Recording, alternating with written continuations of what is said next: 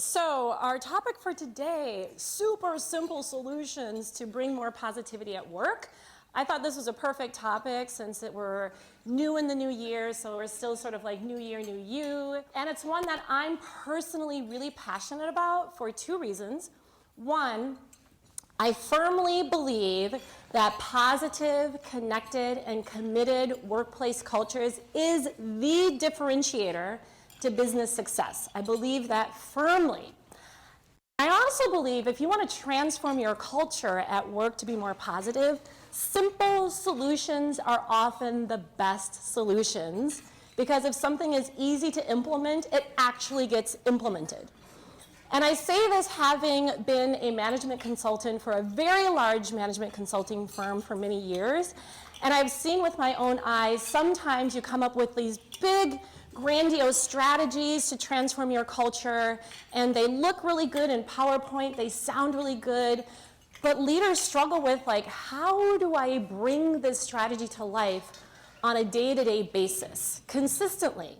Because it's really those micro moments that employees experience that creates the entire employee experience. So if you can't move it from the strategy in the PowerPoint to reality, then you have a disconnect between what leaders are saying they want to do and what employees are feeling, which creates a bigger problem.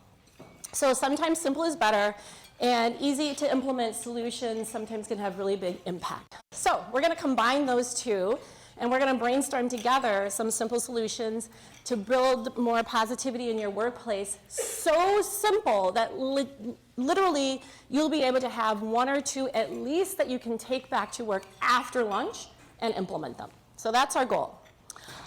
All right, so if we're going to talk about how do we build positivity at work, unfortunately we got to start with burnout, which is one of the biggest impediments to having a positive workplace culture.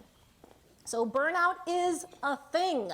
So according to O.C. Tanner, their global culture report that is fresh off the press for 2020, 79% of employees are experiencing some form of burnout. 79%. Either mild, medium, or severe burnout. So that means nearly 8 out of 10 of us in this room are experiencing burnout. All right? So why is this a problem for companies? Well, for individuals who are in a state of burnout, there are a lot of implications and costly implications for companies, right? So for any one individual who's experiencing burnout, of course that can maybe foster bad morale on the team, but also just in terms of healthcare costs, low productivity, and also the costs related to turnover. So if these are stats for one person with burnout, and I just said nearly 80% people are experiencing burnout, that adds up to be expensive for companies. It's an issue. To me, 80% anything sounds like an epidemic. So how do we recognize burnout in ourselves and in others? Again, according to this global culture report, if you're experiencing any one of these three dimensions, you would want to kind of consider whether you're suffering from burnout. And in many cases, it's sort of a combination of these three factors. So the first one is just exhaustion, being mentally and physically tired. Waking up in the morning and not wanting to get out of bed. Maybe having a really hard time sleeping at night. Just not mentally, physically feeling your best or having low energy. The other common one is avoidance. So if you find that you're feeling a sense of dread about going to work, that would be a good indication that maybe you're suffering from burnout. So looking for reasons to not come to work. If you see people at work who are calling in sick frequently, could be a really good indication that they're suffering from burnout. And then futility. Just a sense that, why does it matter? Nothing's going to change anyway. I give up. Not even wanting to care anymore. So these are good indicators of burnout. All right, so root causes of burnout. So according to this same report, really they're saying that the lack of certain things at work that help to make us feel valued and that we're thriving are very root causes for burnout, right? So it could be you feel a lack of appreciation for your work. Nobody notices, nobody cares. You don't feel like you have the opportunity to learn and grow. You don't feel connected to a higher purpose. Why are you doing all of this? For what? Lack of connection with others, certainly lack of work-life balance, and then not trusting your leaders, feeling like there's a disconnect between what they say and what they do. So all those on the list were from the study. And when I looked at this and sort of like evaluated my own experience with burnout, I added that last one with the emoji on there, self-induced. Because if I'm being real and honest, I would say much of my root cause for burnout first begins with me, in the sense that I am a type A personality. Who else is out there? So you know what comes with that, right? So perfectionist tendencies, you take on a lot of responsibility, you care deeply what other people think about you. Now, these are not all bad qualities. I mean, it has served me well in my career, but it also means that type A people are really prone to stress. And I would have to say, throughout my entire working career, for me, work and stress were pretty much synonymous. I felt like I always walked around with just like a low-grade thing of burnout. It was like always there. I never really paid much attention to it because I just figured that's just how I wired, and it's not my own personal baggage. But then what happens is, if I'm in a work situation where I feel a lack of appreciation or a lack of work-life balance, it immediately catapults me into maybe more immediate and severe forms of burnout. And I have absolutely left a job because of a lack of work-life balance. So I definitely fall into those statistics when burnout gets too severe, the cost of turnover. And then I would also say a warning sign in terms of the indicators of burnout for me are I struggle to be present at home with my kids. I take work home with me a lot anyway, like not even physically, but I think about work a lot. But I know I'm starting to get into like dangerous burnout zone when I'm obsessed with work and I can't shake it, even when I'm with my kids. So an example would be about 3 years ago, I was at my daughter's soccer game, and I'm like watching her play. All of a sudden, everybody starts cheering and patting me on the back. And I'm like, what's up? They're like, Lola just scored. I didn't see it. I'm watching the game, and I didn't see it. Has anybody had an experience like that? That you're so disconnected with the present that you're not there. So that was actually a wake-up sign for me that I gotta really check in with myself because I'm probably getting to the severe levels of burnout. All right, well, I think we all agree that burnout sucks. So, all right, we're supposed to be talking about positivity at work. What are we supposed to do about it? How do you create more positive cultures where, it can lessen burnout or ideally prevent it altogether? And so when I do consulting on this topic with companies, I really do believe building positive, connected, committed cultures, you really got to be operating at all levels, right? So there's sort of the enterprise systematic level. A lot of these initiatives are led by your HR function. I think leaders have a huge responsibility because leaders, more than anybody, you are impacting those micro moments, those day-to-day moments of the employee that adds up to their overall employee experience. So leaders have a huge accountability in this space. And then, of course, all of us have accountability too. We have to take responsibility for our own, career advocacy and self-care. So we're really operating on all three levels. But for the conversation that we're going to be doing at the tables, we're really going to focus on the leadership slice of it. I believe all of you are leaders in the room, whether you are in a formal leadership position, you've got people reporting to you, you are in a role where you're influencing your organization. So you can play a pivotal role in bringing more positivity into your workplace culture. So that's where we're going to focus. Now, one of the tools in the leader toolkit that I think is important to use in terms of bringing more positivity into your workplace culture are best practices that are rooted in positive psychology. So by show of hands, how many people are familiar with positive psychology? You've heard that term before. All right, a few people. So for those of you who aren't familiar, positive psychology is the scientific study of what makes humans thrive.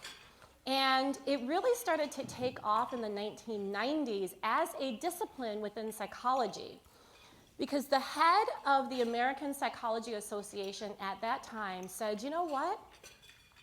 To date, psychology, we are only focused on what makes humans broken, our dysfunctions and our mental illness. To be fair and to have a well-rounded view of psychology, we have to study mental wellness as well as mental illness. We got to understand what makes people feel fulfilled and a sense of joy and happiness and purpose and meaning in their lives. So since then, this field of positive psychology has totally taken off.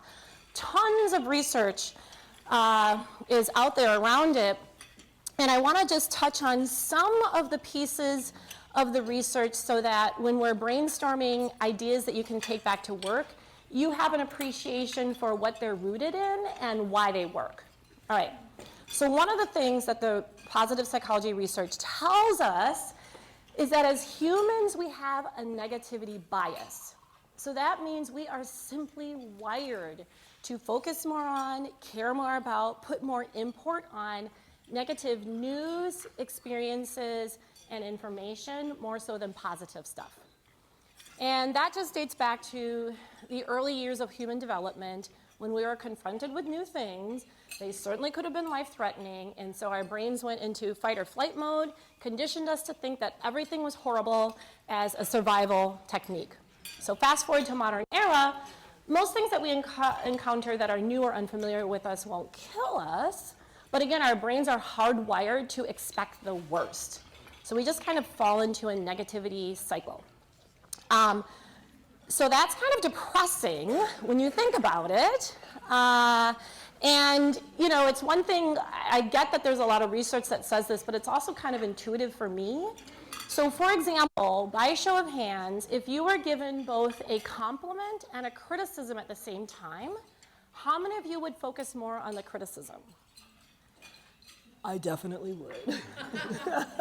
I would ruminate like, oh, what did they mean? Like, oh my God, that's horrible. I would forget all about the compliment because, again, your brains are just wired to naturally more gravitate towards the negative.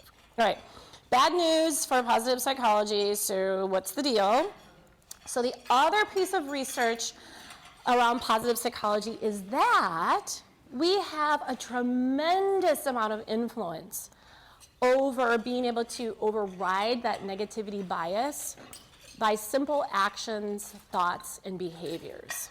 So when they studied what really comprises our feelings of positivity, interestingly enough, only 10% is directly related to the circumstance that you find yourself in. I thought that was shocking.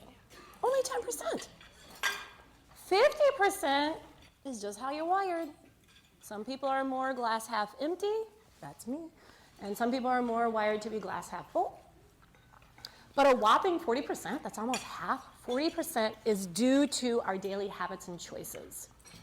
And I found that to be super encouraging.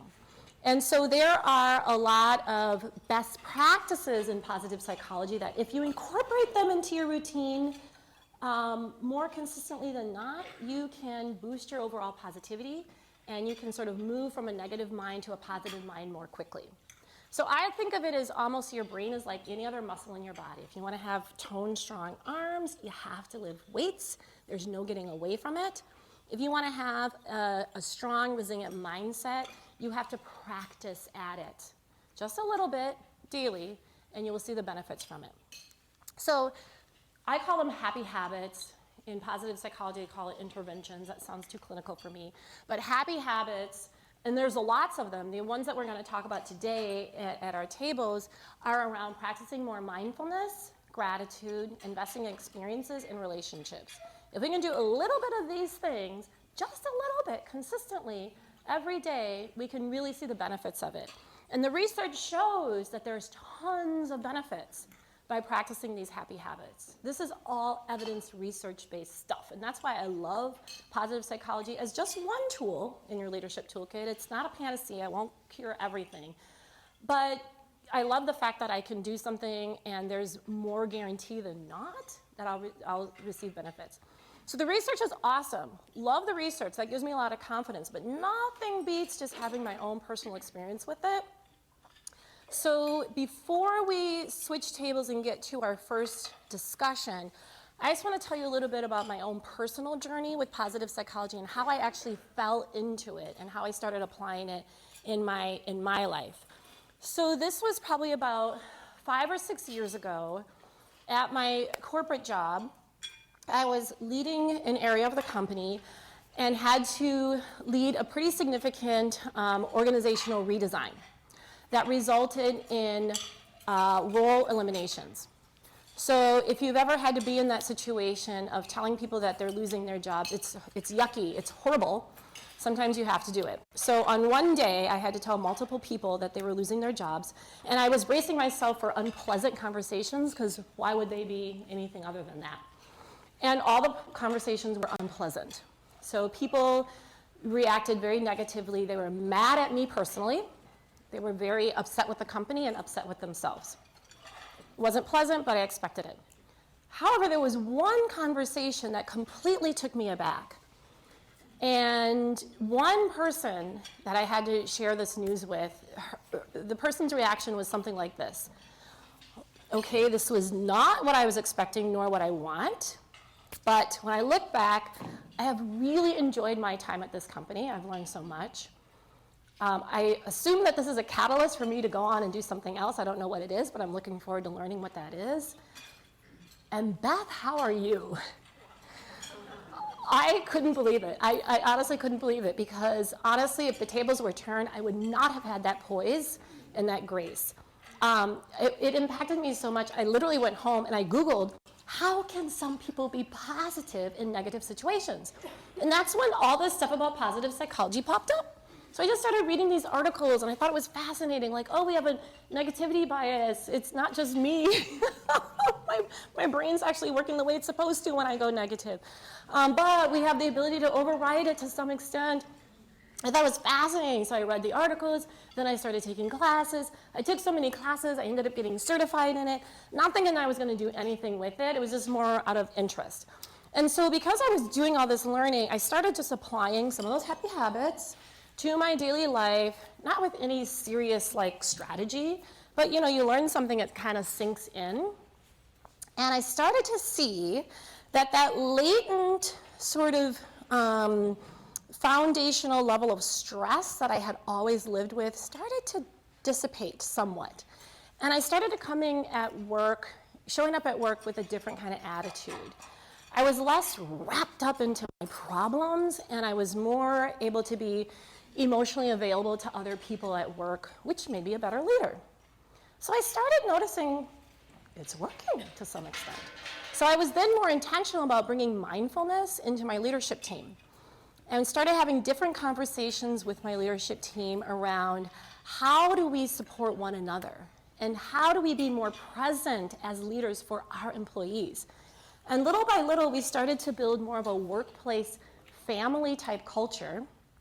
Engagement scores went up, and eventually our team was achieving some of the highest engagement scores in the company.